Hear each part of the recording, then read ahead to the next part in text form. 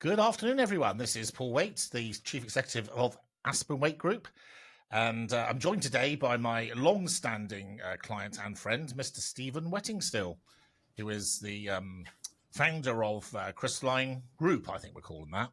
And I'd say probably between the two of us, you would be hard fought to find two people with a more eclectic range of experience, knowledge, cantankerous and grumpy views, and also very well versed in the reality of starting up a business from scratch, what it's like to have no money, what it's like to recruit people, what it's like to try and get funding, the government to be on your side, etc., etc. So thanks for being on the show today, Steve.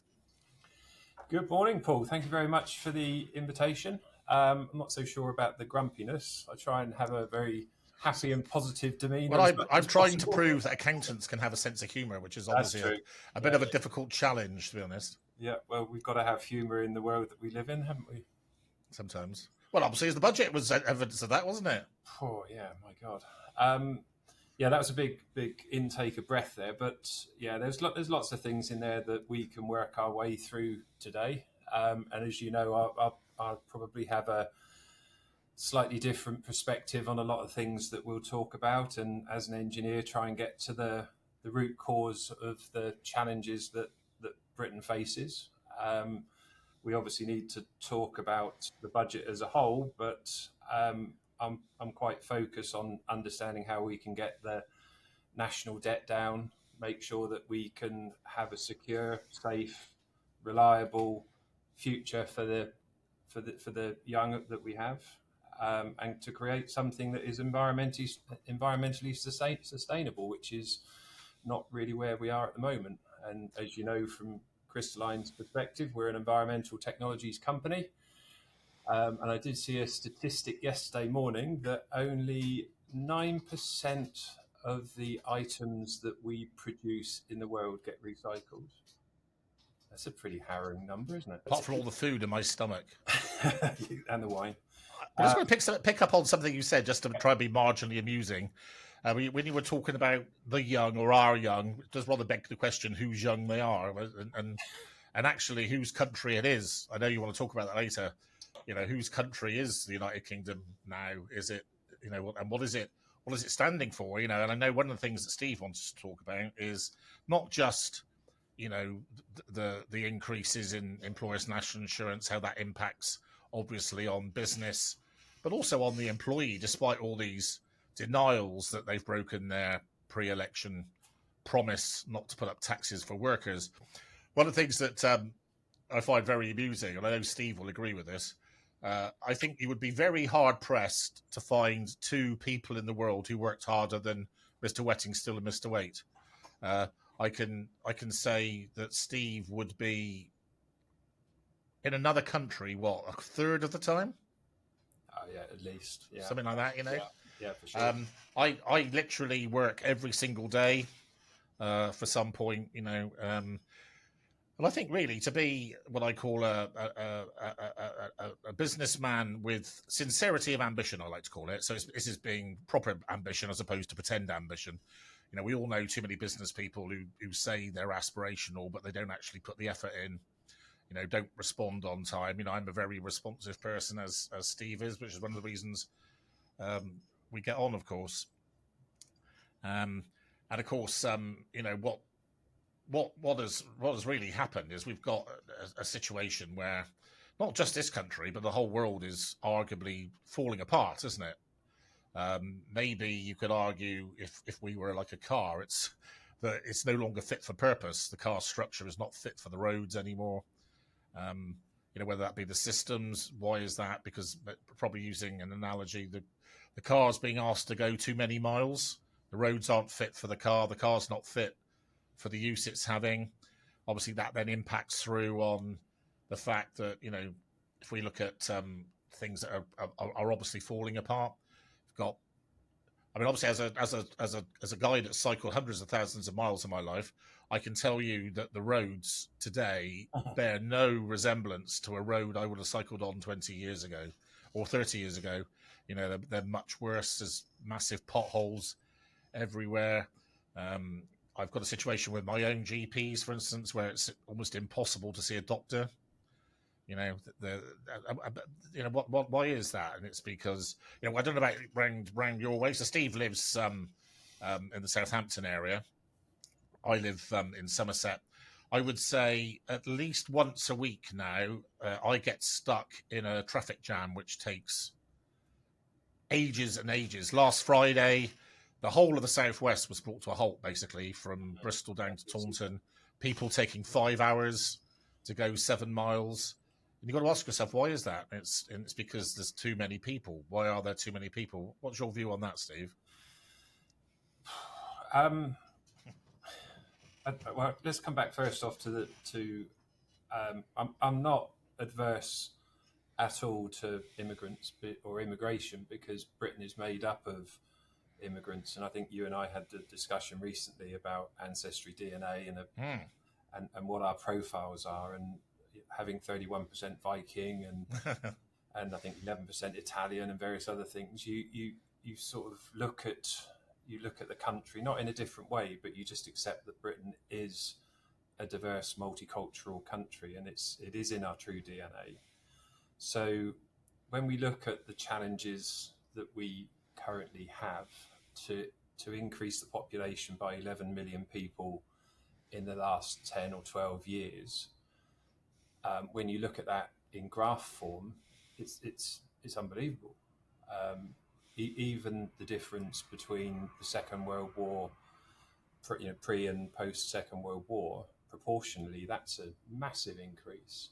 So when we look at the challenge that we have with, you mentioned GPs and roads and other things, if you have a surge of people coming to the country, and of course they are ultimately dependent on you, and we pay on average £41,000 per illegal immigrant, and that accounts, so there's 1.2 million illegal immigrants, which accounts for £49 billion a year. So when we look at this black hole issue that we've got, we need to talk openly about the challenges of the cost of migrants. We all want everybody to have the best possible life they could have. We want people that are genuinely threatened to have a safe and secure future for their family, but we can't afford it the way it is.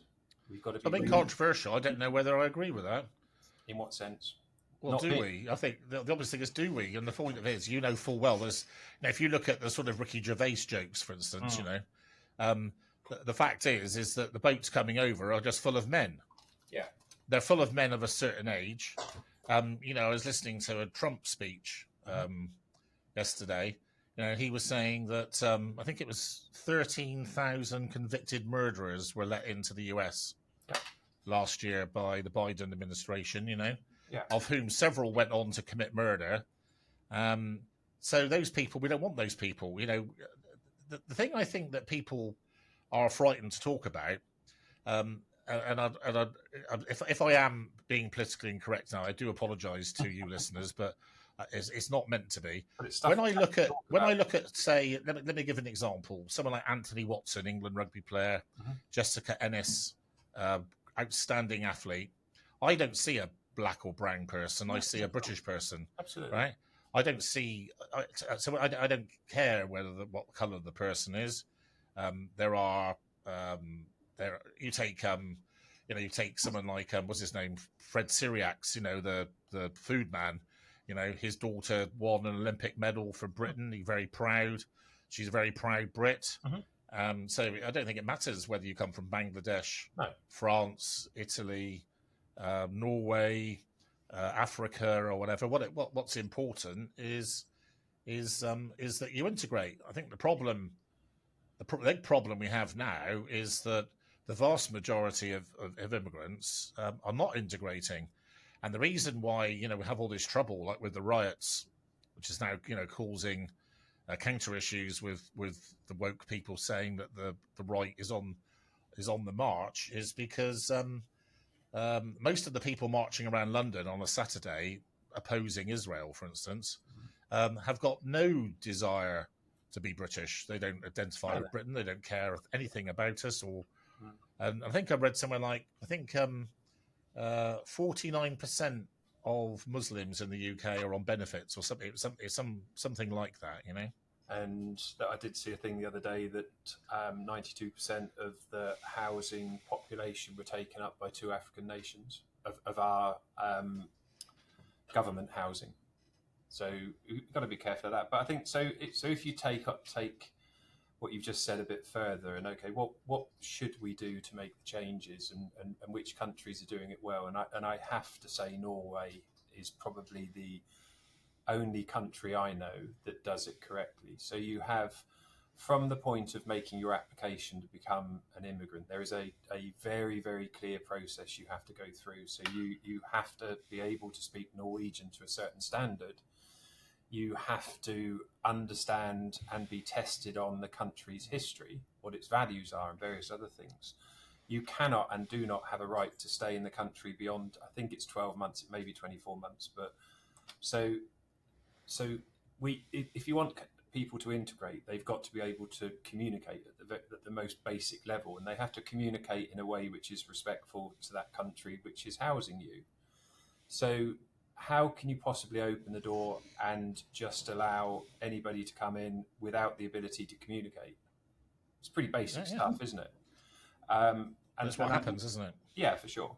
So I think there's a challenge about that 49 billion that we spend on migrants a year. And I think the other thing we've got to put illegal immigrants, I'm not saying migrants, we've got to put a responsibility on those people as well. So if we are spending 41,000 on each of them, why do they not have a negative account? So if we've spent that money, they owe the country that money in taxes or some other thing. So if you or I owe £500 in tax, we'll get a knock on the door inside 2 months. Yeah, exactly. So if we want to be fair and equal, we have to treat everybody fair and equally. And that is that if you are having money on loan, you need to have a system that ultimately, during your time of being in the UK, you have to pay that back in some form. So we've got to be strong about that. I know they won't pay it back, but it's about principle, that you're not just arriving in the UK, you're not getting your £179 a week or month or whatever it is, pre-charged payment card, which is what they get. This is all money pouring out the door, and we cannot afford to do it. So we've got to have a better mechanism. And the reason that links perfectly with the budget is because of this 49 million. Billion, yeah. Sorry, billion. Yeah, correct. Somewhat different. So we've got to talk openly about the challenges of integration, why somebody wants to come here, and how we're going to bring that cost back into the range. So we shouldn't be scared to talk about the illegal immigration problem, and the gangs are obviously an issue, but it's what we give anybody that is successful which is the real challenge. There would be no gangs if they didn't get anything when they arrived, or they got very little when they arrived. I understand the challenge that nobody wants these people back in their own countries, so they want them as fast as they can to pass through Europe to come to us, because it no longer becomes a problem. But when you look at Germany as another perfect example, so we've always got this battle going on between the positives and negatives of Brexit, and we still have lots of people saying, well, we're better off in Europe. And you look at the state of Germany. So they've got the problem of economic collapse because they can't create enough fuel for their own country. So the Greens wanted to shut down the nuclear reactors, which they did. They became reliant on Russian gas, which is now being closed, and the country's collapsing. But they have an equal migratory problem that we do. So they've got an economy going the wrong way, plus the addition of the equivalent of 49 billion. But a poor economy. So it's not all negative about Britain. We're just trying to make a more fair and equitable system, and I think it takes people to stand up and talk about it openly. And there was nothing in the budget about this 49 billion, nothing, not one comment about it, because there is no positive news in that sense. So let's moving on. So very conscious that I wanted to make this discussion sort of a bit more interesting, but we do have a job to do, which is to tell people about actually what happened. So I think so we look at the budget that happened yesterday. So we have, all the sort of leaks that took place before the budget. We have the stance of the Chancellor and the Prime Minister. I find that quite difficult to say, because it's like saying that Janet and John wrote an intellectual book or something. But sorry, that's my bad little joke there. So the Labour Party has basically said that the Tories basically ran the country into the ground, that neither they or the OBR actually realised just how terrible the finances were, and therefore they had no choice but to play Mr. Scrooge. They basically had no, and you naughty little people, it's actually for your own benefit. So when you don't have your Christmas present and you basically aren't allowed to drink beer anymore, you've got to sit there and thank Auntie Rachel, because it's really for your own good.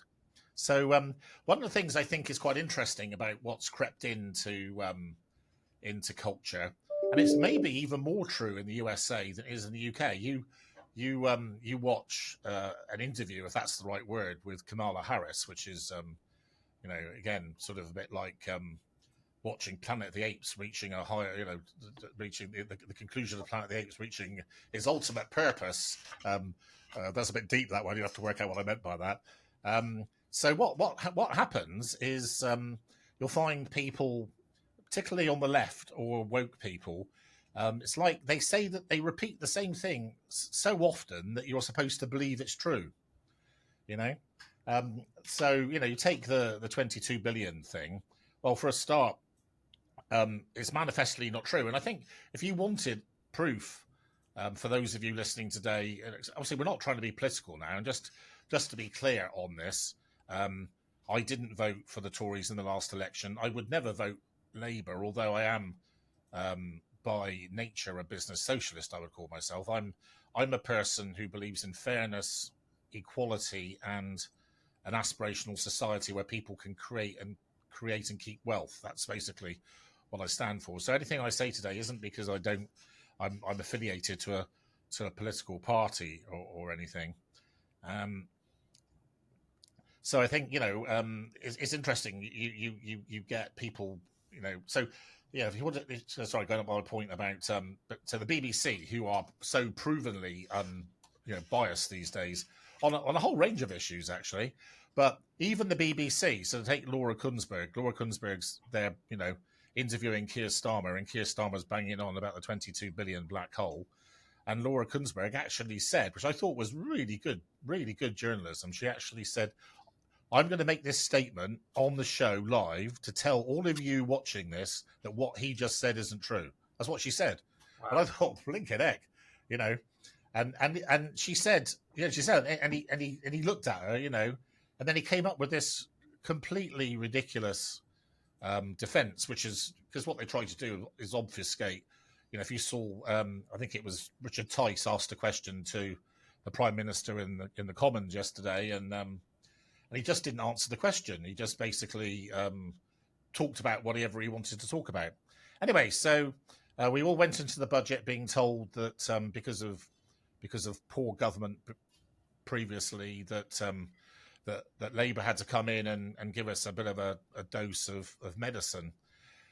Now, one of the things I think is very interesting, I suppose this is a little bit political, but one of the things I was thinking about this morning when I was getting ready for the show is if you look at the course of history, which I'm also a very keen historian, you'll see that in fact there have been comparatively few Labour administrations in the history of Great Britain. We're talking about, I don't know, maybe 7 7 or 8 prime ministers that were of Labour.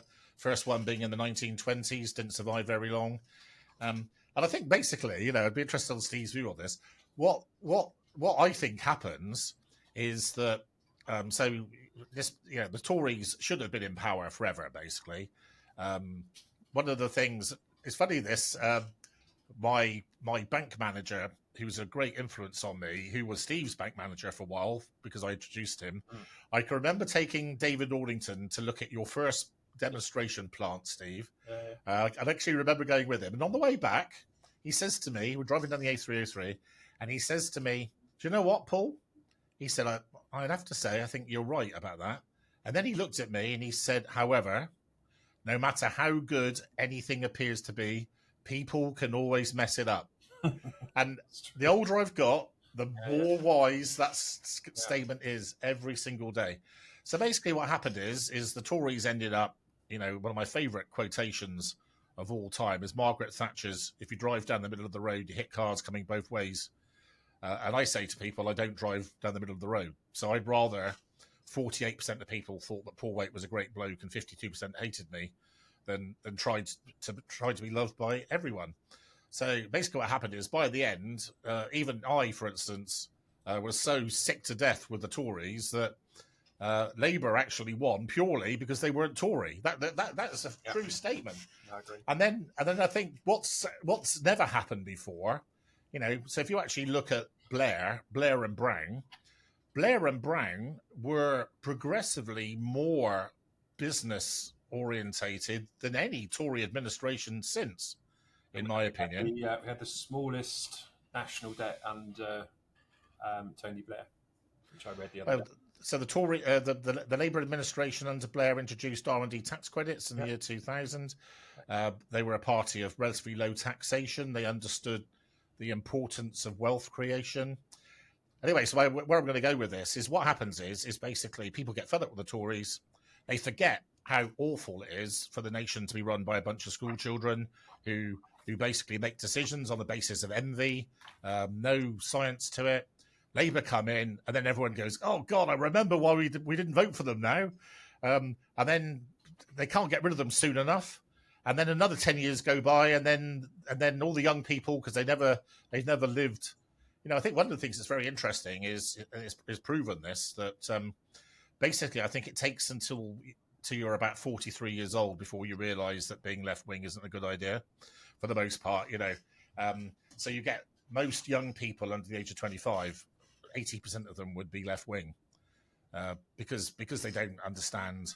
They haven't lived life. They don't have the experience of understanding all the sort of things that you and I have had to put up with. Anyway, so we go into the budget. We had certain things leaked. So let's talk about the big news, probably the big news of the budget, which is. Oh my lord! Isn't that just to show how live it is? Thanks, there, Steve. That was us doing a live warning on the employers' national insurance. So effectively, employers' national insurance. What happened? The employers' rate went up from 13.8% to 15%, and the threshold at which you start to pay national insurance went down from £9,310 to £5,000. What does that mean? Actually, what it means is before you even start, that's a £600 cost, an extra £600 per person. That's just on the reduction in the threshold. Then if you actually throw in the 1.2%, and you take, for instance, the increase in the minimum wage, which is going up by, I think it's 77 pence with effect from April 25, it means that effectively there's roughly a £1,000 plus tax on a job. So an employer is now £1,000, roughly £1,000 a year worse off per employee. So one of the things I wanted to do is make sure I got all my facts straight before I did the show today. So it works out that if you're an employer with 4 or less employees, you are either better off or no worse off under the current regime. And once you have more than 4 employees, you are worse off. The people that will be particularly badly hit, and this is again, one of the things that is so depressing, I think, about not just about Labour politicians, about politicians generally, is they just don't understand what it's like to be Steve Whettingsteel or Paul Waite, what it's like, the challenges of your life, the sort of stresses you have, all this sort of thing. So you take, let's take a really good client of mine, German craft beer, great example of what's great about Britain, actually. So I can remember going to London, well, I don't know what it was, 7 or 8 years ago. I met a German, a Swiss, and an Italian, right? And me sat in Elephant and Castle having a meeting about setting up this company. And I basically said to them, yeah, I really believe in what you're doing. And I believed in them so much that I took half of my earnings as shares for the first year, and I think second year it went down to a third or something. So I'm a shareholder in German craft beer as well. German craft beer is now expanded into Europe. We've got outlets in places like Graz and Vienna. Does all the drink for Winter Wonderland, for instance, in London. Probably going to turn over £12 million next year starting from zero. So let's just say they've got, let's just say it's 150 employees. That means that German craft beer, right? So most of German craft beer's employees would be part-time, huge amount of part-time workers, right? Now, you don't have to work many hours to earn £9,310. Mm-hmm. So that means every single person that earns £9,310 a year or more, the employer will have to pay £600 more for that person. And it's just madness. And of course, what's one of the things I think is disappointing maybe about politicians is one thing I can say about Stephen and myself, regardless of what you think about us, is we're very straightforward people. People might not like what we've got to say, but we tell the truth. So I was watching an old shot of Rachel Reeves standing up in Parliament 2 years ago, and she actually said that an increase in employers' national insurance was a tax on jobs. She said that, not nobody else. She did.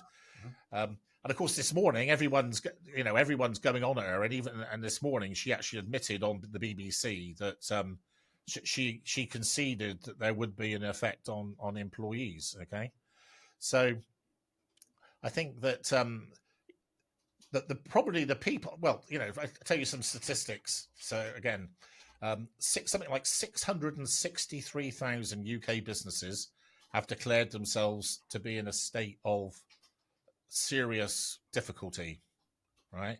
And I think something like 70,000 businesses are about to go on top of that. So that's 733 businesses who are either amber going to red or already in red, right? So what do you think is going to happen, Steve, to, I don't know, let's say a catering business, right? A catering business gets battered to death through the pandemic. No one cares about it. It's left to die. The person maybe, cares enough about the business or stupid enough to put all their own money in. They're sitting there barely surviving.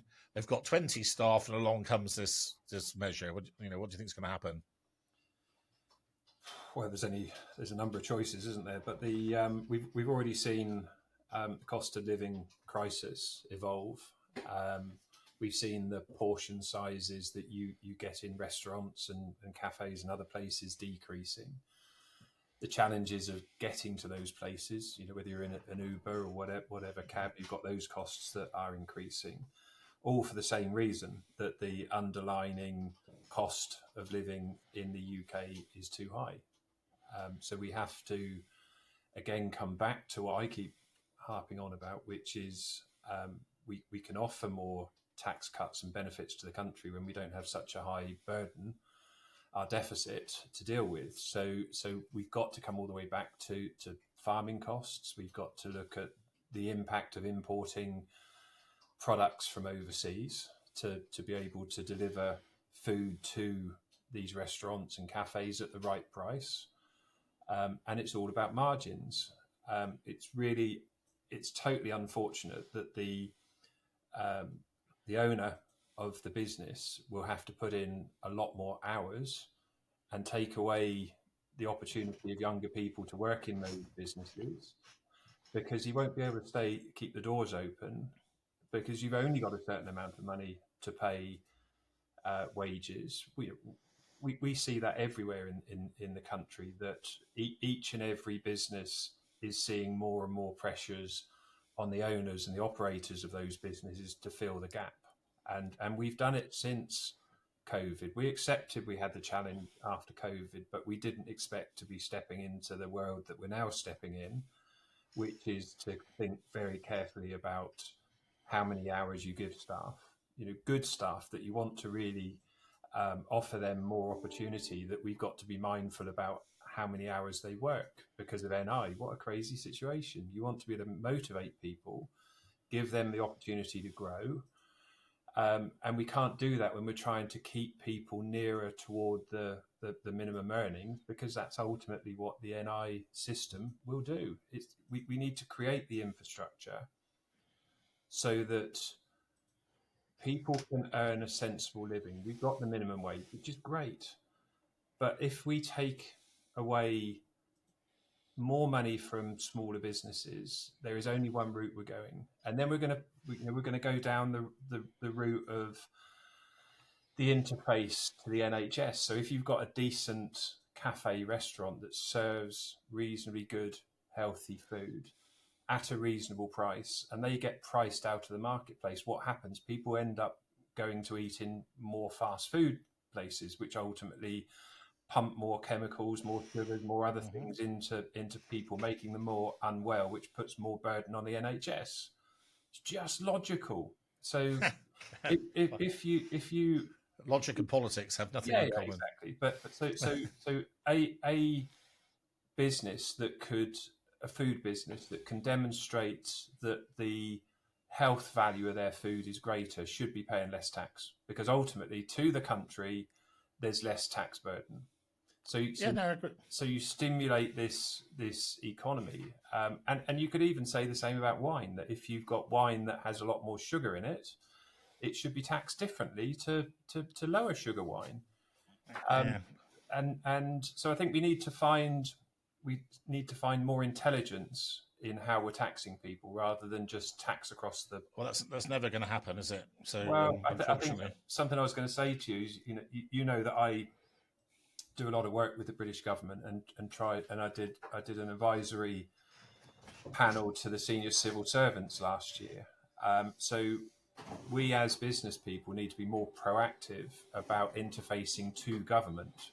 All the time that we're sat in the periphery moaning about the situation, we've done nothing really to improve the situation. So we have to be more proactive with government. Our voices are heard when we're in front of those people that are listening. All the time we're making noise from social media or wherever it's going to be ignored. So I think we have to find that pathway into government and make sure when we are there, we're not moaning, that we are creative. It's an interesting question for you. I was thinking about so just going back to the headline figures. So I think I'm right in saying that the tax rises in yesterday's budget, which amounted to about £40 billion, was either the greatest or second greatest of any budget in history. What is quite, if it wasn't so sad, it would be quite funny.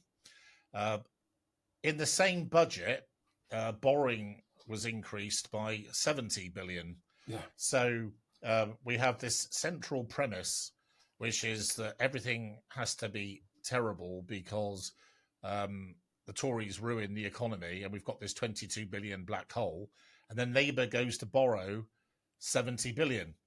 And I think, what I was going to say to you is, I don't have anything against train drivers other than I'd love to work 4 days a week and derive counselling every time my train crashed into a cow or something in Oxford.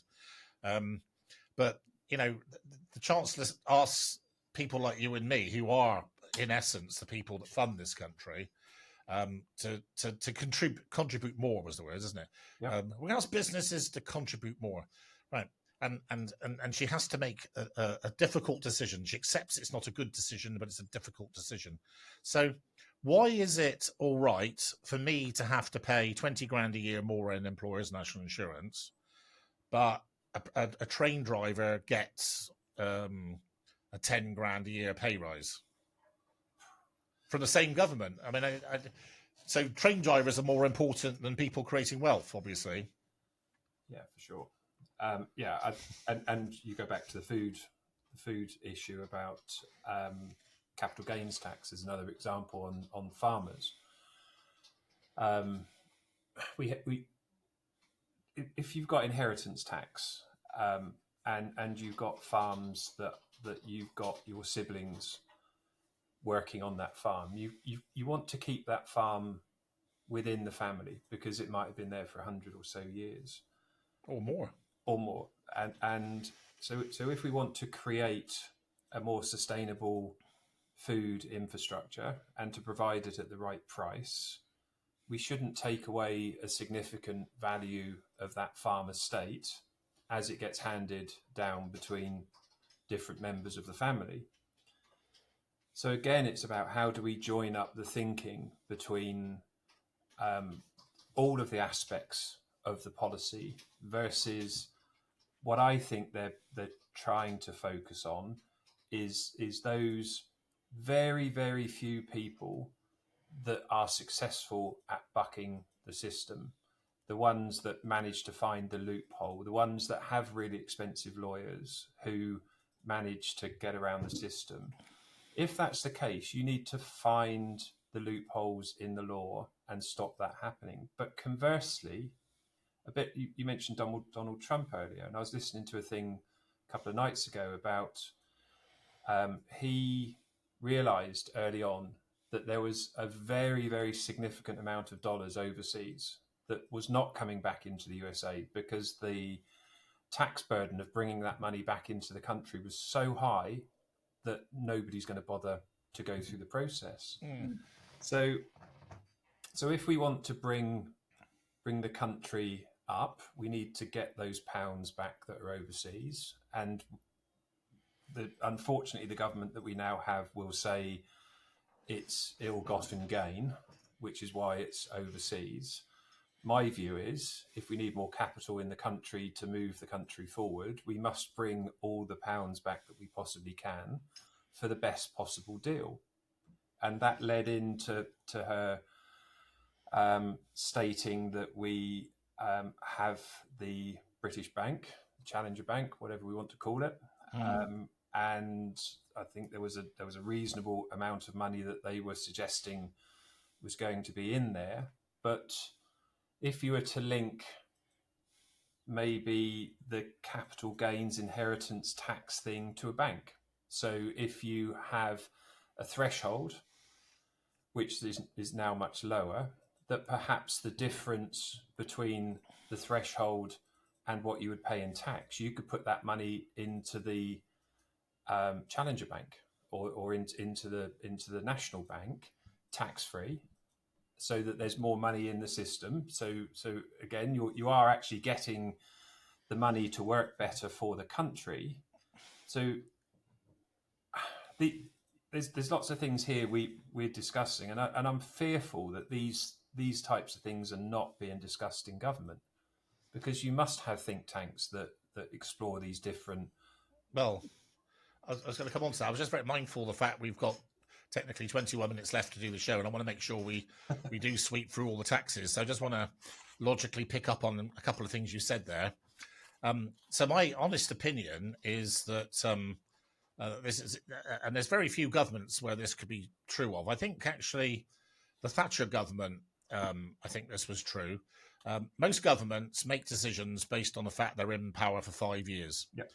They don't care about whether the decision is the right thing to do for 40 years because they're not going to be in power then. They just want to win the next election. Okay. So can I add something straight in the back of what you're talking about there? So yes, sir. I have a belief that 85% of what gets into policy should be fixed. So as a country, we understand exactly what the policies are of the country, what our growth strategy is, what our export strategy is. Any of these things should be fixed. and they should be voted on by everybody in the country. And we do this over 5 to 10 years. That becomes our fixed mandate. You then have 15 to 20% of the things that relate specifically to being in power. These are the things that are soft or fluid. And I think you're absolutely right that that's the challenge, that we've got politicians working in a slow moving business, which is what the British economy is, with short-term views. The two things will always collide. Yeah. So just I think it's important to say this. So what I think one of the things one needs to understand is that Rachel Reeves actually doesn't care about at which rate the most tax is collected, no, or whether this is fair or not. What she believes, which is actually arguably closer to Marx and Engels than it would be a free market economy. So she was defending the inheritance tax thing. So as of next year, a farmer with an estate worth more than £1 million, right? And she was saying that, I think she said something like 73% of all farms wouldn't breach that, which I think is poppycock, personally. But you've got a situation. I know. I watched a video actually before the budget yesterday about a farmer that committed suicide on Tuesday night in anticipation of the fact that his family had this legacy of having a farm for hundreds of years, and obviously with the budget changes, they wouldn't be able to pass the farm down to their children. And the fact of it is that what Rachel Reeves thinks is that she said this last week. She thinks that so unlike I, for instance, who think that I work hard, I've paid more tax than most people have, therefore I should be able to give Aspen Waite to my family if I want, or my house, or whatever it is. She actually thinks that there's a point at which that value is too much, and in their case they think it's £1 million. Okay, so if you have a farm and it's worth more than £1 million, you're some sort of rich, terrible person, right? You're in the super rich, and therefore what things like, all your feelings and hard work, they don't count for anything. And justification for this is all to do with redistribution of wealth into the economy. So the proletariat, get into real Marx and Engels territory here. That's what we're talking about. Now, of course, where all this falls apart, which is why what you were saying earlier is so correct, but never going to work because there's not a will to implement it, is if we didn't have so many migrants who weren't contributing to the country, and if we didn't have so many people on benefits, and we didn't have all the problems we have, right? You could actually understand some economic justification for a redistribution of wealth if it was done absolutely perfectly well, right? Which, if you were in a perfect world with a perfect economy, but the fact is, it's rubbish. So actually, what it is a tax of envy. So anyway, just summing up on that. So inheritance tax, business property relief, and agricultural property relief going to be scrapped. Private school fees is an interesting one because, of course, the VAT. Sorry, I'm talking about farmers, Steve. Okay. That's out. So, effectively, there's going to be a rate of 20%. So, if you're a farmer with a farm worth, say, £5 million, your estate will have to pay £800,000. Now, very interestingly, she was interviewed on this morning, and of course, one of the things which I've actually become quite knowledgeable about inheritance tax, because I've got a few elder clients that lean on me and expect me to know stuff. So actually, if you have to pay inheritance tax off the back of the value of a property, you actually have 10 years to pay that tax. So in the case of the farmer leaving a £5 million farm, the estate has to pay £800,000. They've got 10 years to do that. Now, realistically, how are they going to be able to do that? One of two ways: either sell the farm or heavily mortgage the farm. Okay, parking that one up. Just want to close off before we get on to your point about schools. Capital gains tax. So capital gains tax. It's quite interesting, this, because I wrote probably best ever piece of journalism 2 years ago, which was called "The Betrayal of the Business Class" by the Tory Party, which was my fuming, intelligently written piece all about how I had basically started Aspen Waite off the back of being told by the government that I could earn £10 million and attract entrepreneurs relief. So my model has always been unashamedly wealth creation. Okay. And then along comes Richie Sunak's government, and he basically said that if you've got more than £1 million, you're some sort of fat cat beastard. So you shouldn't have that, right? So I consider that to be a betrayal. Now, we have a situation as of before yesterday. Entrepreneurs can effectively dispose of business assets for £1 million and only pay 10% tax. That's now been put up to 14%, and the year afterwards, 18%. So, if nothing else, it has made me realise that actually my parents' sort of cynical view about the Tories is probably true. That even though the last one was probably the worst government they were still at least a bad government run by adults as opposed to an idealistic government run by children with decisions based on envy. So capital gains tax gone up. The one thing I was very pleased about, just being very selfish for a minute, was very little changes to pensions. So no reduction in the amount to take 25% tax free out of your pension, or they were talking. There was some talk about reducing the top rate of tax relief on pension contributions down to the basic rate. That didn't happen. So a lot of scaremongering there, glad to say.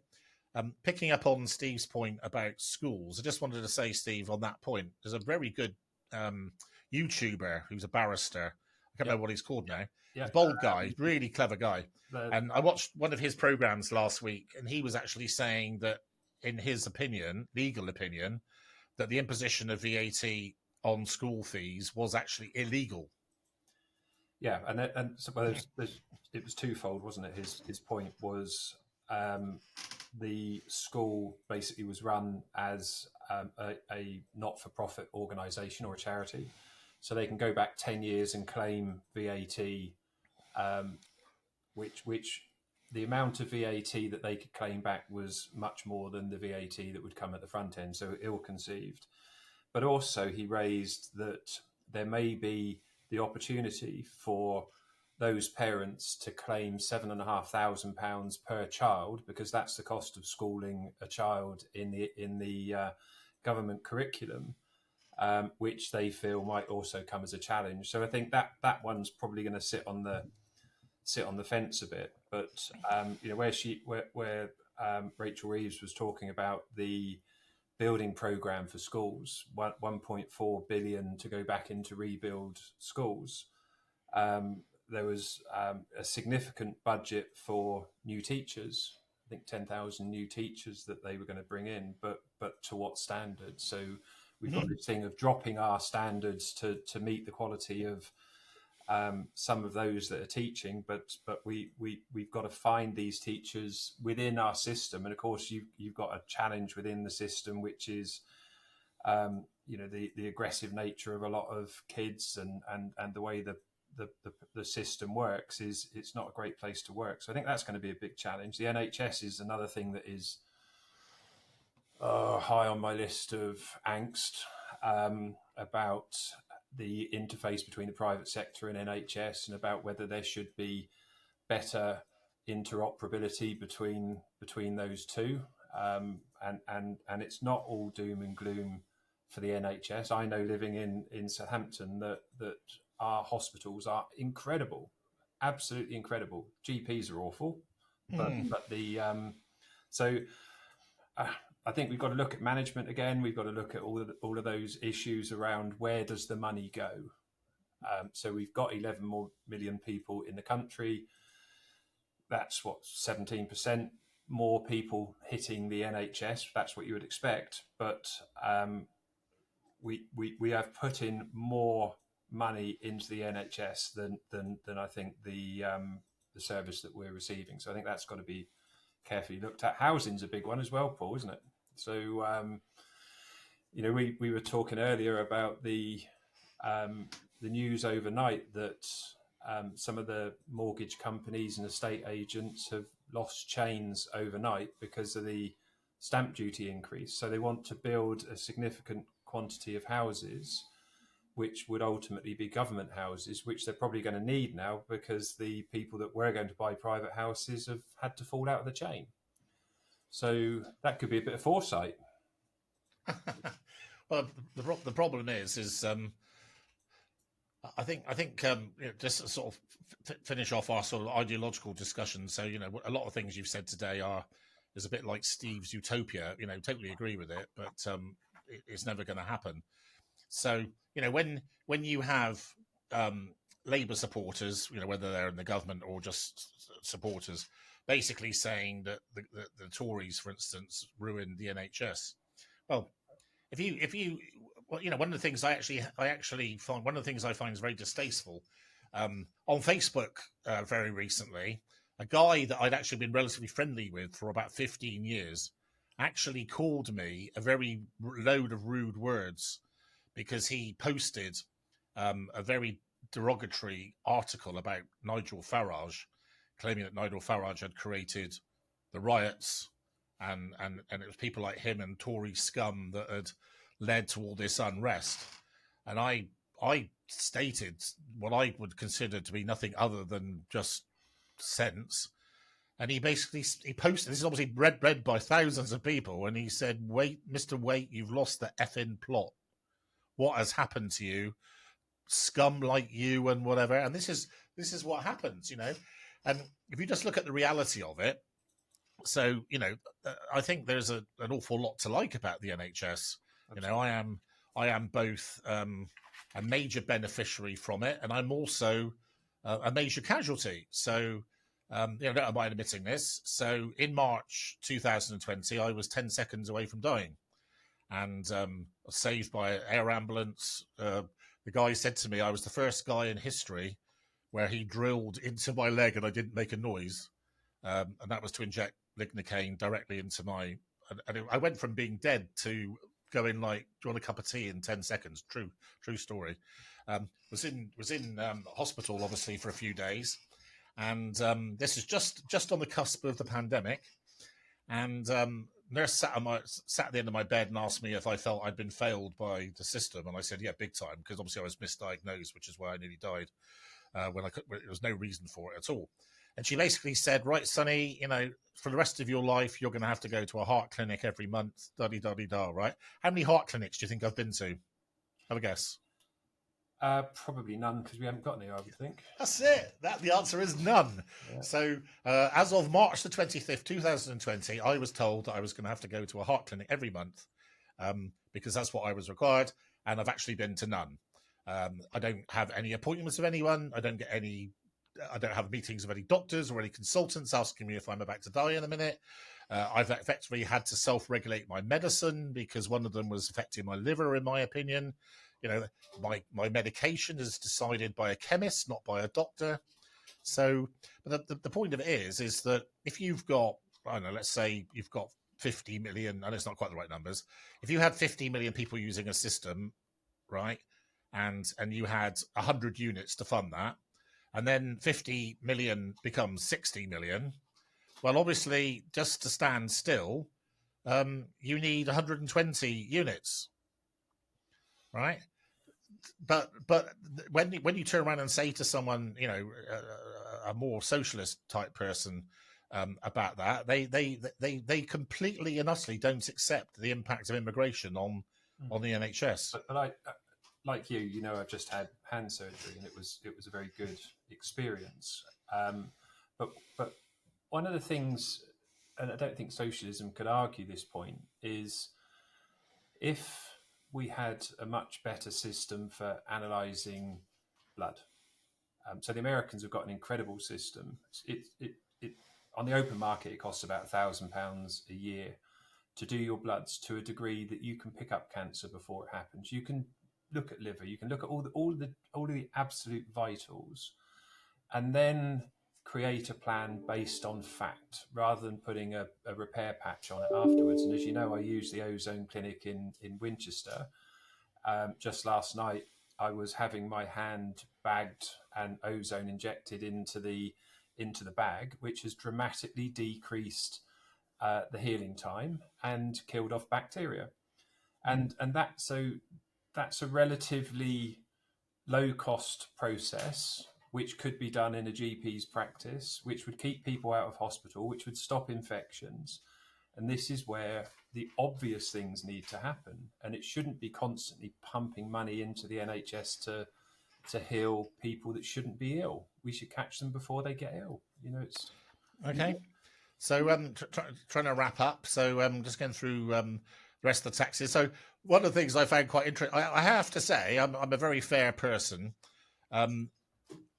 At the last minute, Rishi Sunak actually did something which got my admiration. Yeah. I thought his reply speech yesterday was outstanding. I agree. Outstanding. I'd give him 100, nearly 100 out of 100 for his reply. I thought it was fiery, passionate, and effectively, we all know you're telling lies. You're telling a load of nonsense. I'm not having it. I'm going to look you in the eye and tell you you're a bunch of liars, basically. And I thought, Lincoln, why couldn't you find an ounce of that passion 3 months ago? But anyway, just looking at other taxes. So corporation tax. Again, I don't know whether it's a laugh or cry, really. So it was repeated yesterday that the corporation tax rate was left at 25%. Like, we should all be grateful, right? Now, you tell me, any person, right? So when you consider this is a fact. So one of the things you get with me is, I'm not KPMG or Ernst and Young. So my clients are people who might turn over £100,000 or they might turn over £50 million, right? Those are both true.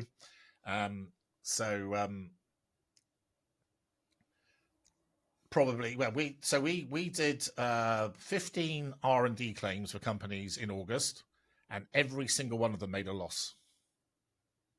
How scary is that? Every single company made a loss. 15 out of 15 made a loss, right? So if you're basically battling for survival, certainly like Aspen Waite has been over the pandemic to recover from where we were to where we are now, and then you have, in my case, having put in a lot of my own money, battled, had to become more and more efficient, and then you look at the prospect where you might actually make some money, and £1 in every 4 has to go to the government. It's just so depressing. But just for the listeners, capital allowances left the same. The one thing I was really, from a selfish point of view, really worried about was R&D. R&D tax credits left alone. Although, having said that, the previous government has mashed them so much that I think she made a comment in her small print. We have preserved the generosity of R&D tax credits, was the words used, which capital allowances left again. The capital allowances regime is actually surprisingly good. So I for instance, act for a client that turns over £70 million, and we haven't.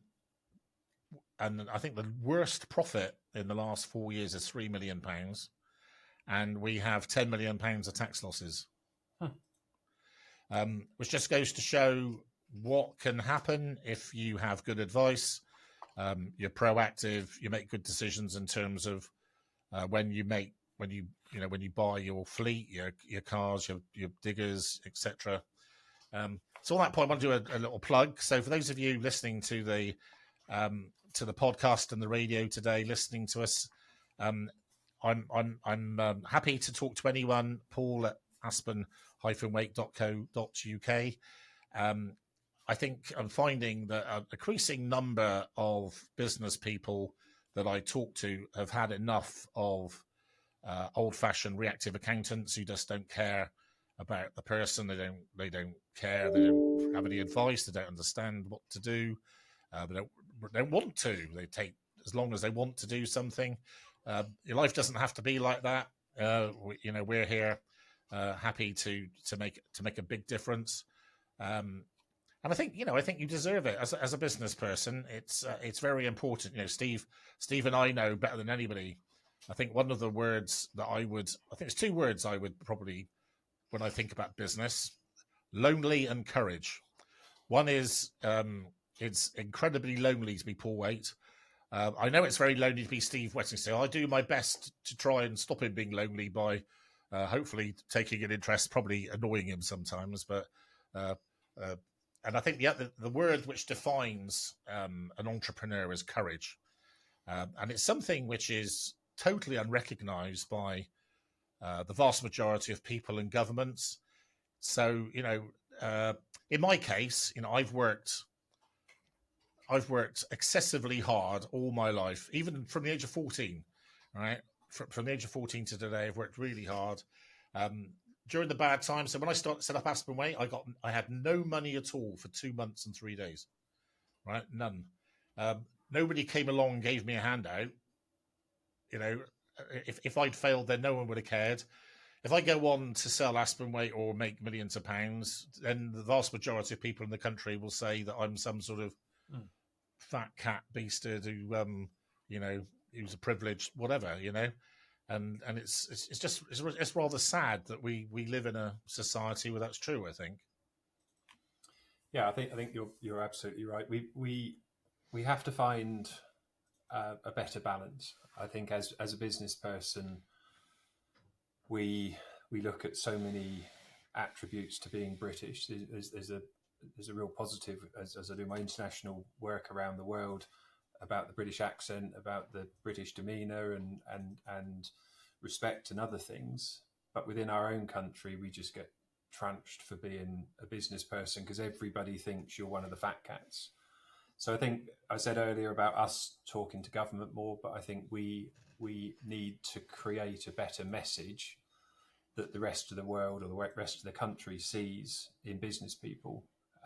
We've allowed it to deteriorate. We need to find a better voice and to allow people to understand more fully what we do. I think it's important, same as with farmers, it's important to have business people that are going to take risks, because the only way we're going to create more revenue for the country is for those risk takers to be supported.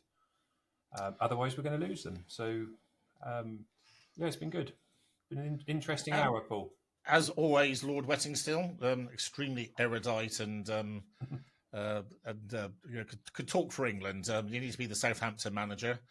You'd be very amused to know that our friend Mr. Farwell, I don't mind saying this, so I'm especially proud to be a very, very, very close friend and executor of George Farwell, who's a 92-year-old executive in the New Forest. And we had a Teams meeting the other day, and I sent him into the sin bin for being naughty.